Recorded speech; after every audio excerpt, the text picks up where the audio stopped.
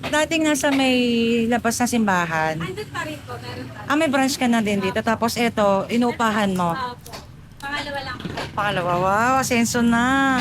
So wala pa rin pinagbago yung mga tinda mo doon, tsaka yung ngayon. Pati yung sauce, suka, Pati yan. pati price po. Walang nadagdag. Ay, wala po. Okay. Ganito tinda doon, ganito. So ito yung kanilang tinda. May ano to? Bulaklak. Puwet ng manok, toko, barbecue garlic at sweet barbecue, saka atay ng baboy, isaw ng manok, ubo ng manok, pisngi or tenga at hotdog na sili. At saka isa pa, ang balita ko masarap din daw yung sauce sa kasupa. O sige, dito. Yung binabalikan. O sige, titikman natin yan. Ha?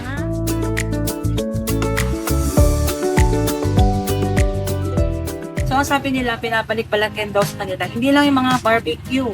O hindi pati yung sauce and suka nila. Ayan, tikman natin. Ito mukha nilang barbecue.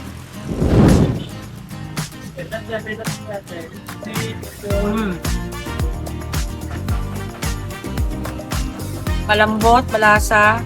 Talagang smoking yung lasa. Tapos yung sauce masarap. Tikman natin yung suka na.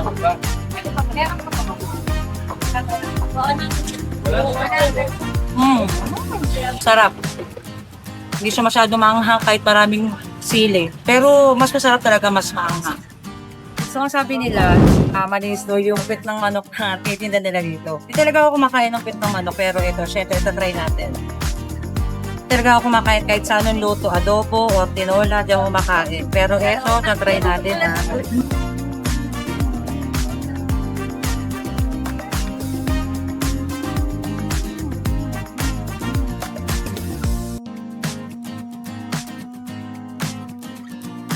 Sarap siya, malambot.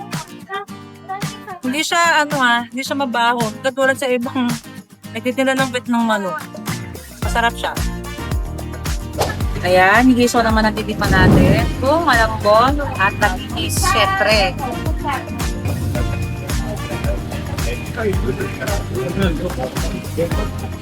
Sarap siya. Malambot. Tumulong. Yan, next naman natin ang kanilang atay or liver. Madam, parang sa ano ba, magkano ba yun? Magkano ba lahat? 120 lang cash. Walang puntit siya ha. Lahat masarap. Tinda niya masarap ha.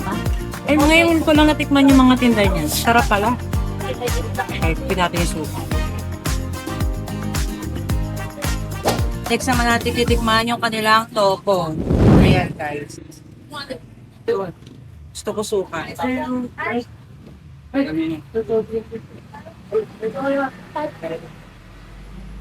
Halos lahat naman ng tinda niya is malambot na malambot ha. Hindi siya makunat, malambot.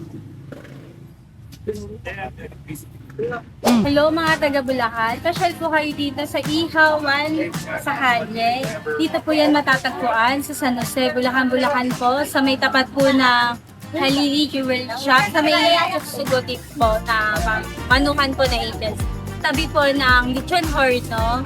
Tapos meron din kayong shake. Meron dito kami available na shake po. Open po kami mag-start po siya sa ang shake ko lang 10:30 morning hanggang po gabi po yun after ng close ng Ihawan sa Kalye. May day off ba kayo?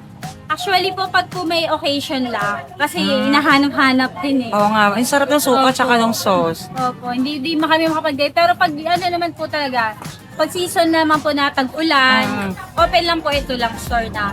Okay. Sige, bye-bye. Thank you po.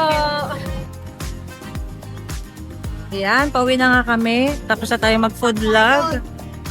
So, ayan na, pauwian pa tayo ni Ate Ann Valderrama ng barbecue, isaw, ayan, toko. Ayan, thank you po.